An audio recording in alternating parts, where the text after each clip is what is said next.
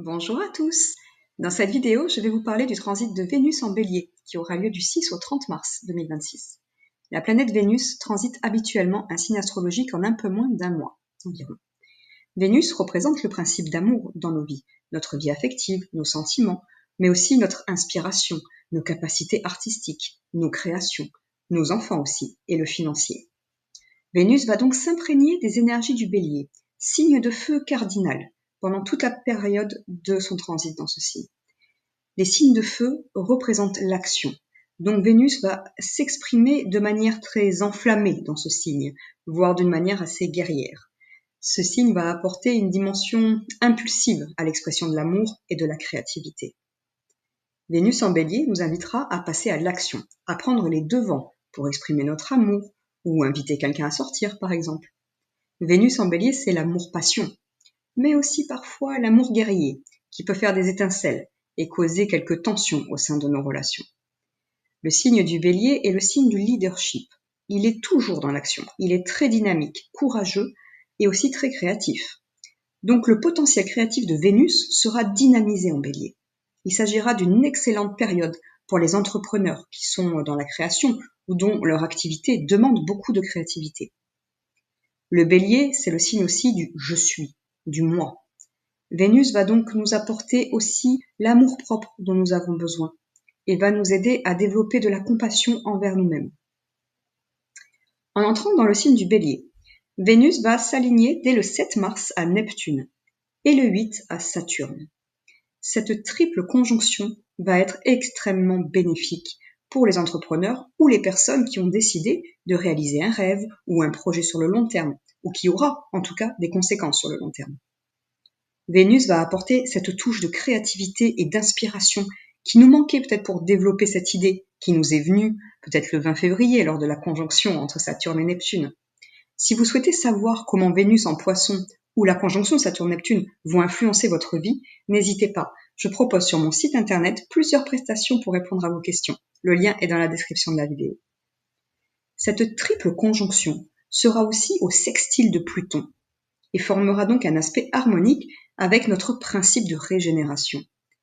Ce projet ou la réalisation de ce rêve pourrait bien transformer toute notre vie avec Pluton, ou régénérer tout un pan entier de vie, une carrière, ou notre vie sentimentale, ou la composition de notre foyer, etc. Cette triple conjonction et ce sextile seront surtout activés par la Lune le 9 mars, par un trigone, aspect hautement bénéfique.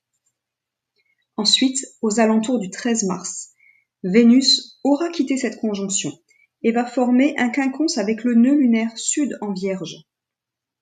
Le nœud lunaire sud, c'est ce de quoi nous devons accepter de nous détacher, d'abandonner pour nous alléger et avancer vers le nœud lunaire nord, notre chemin de vie, nos rêves, notre intuition. Il peut être question, si en tout cas vous avez pris la décision de quitter un travail, une relation, une habitude ou une routine qui sont devenues obsolètes pour vous, il peut être question d'une tension relationnelle avec un entourage ou un patron par exemple, suite à cette décision.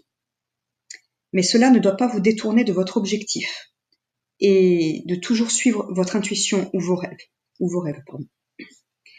Mais voilà, pourquoi cette tension? Parce que la Lune sera au carré de Vénus. Donc, il peut vraiment y avoir une tension entre nos émotions et nos sentiments, notre intuition et ce qu'on aime. Ou bien ce carré peut signifier que, vu qu'il y a un quinconce, vous reporterez ce changement à cause de vos sentiments ou de vos peurs peut-être financières, puisque Vénus, c'est le financier aussi. Voilà, il peut y avoir quelque chose de cet ordre-là.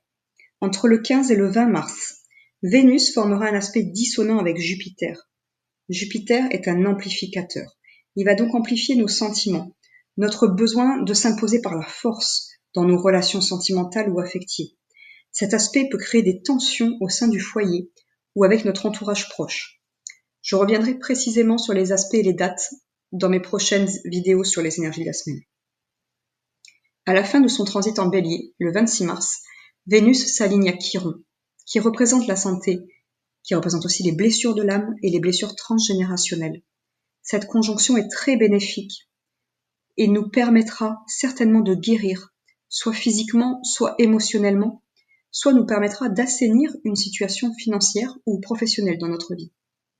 Mais Vénus et Chiron, dans le signe qui représente le « je suis », c'est surtout l'amour de soi, c'est la guérison du cœur.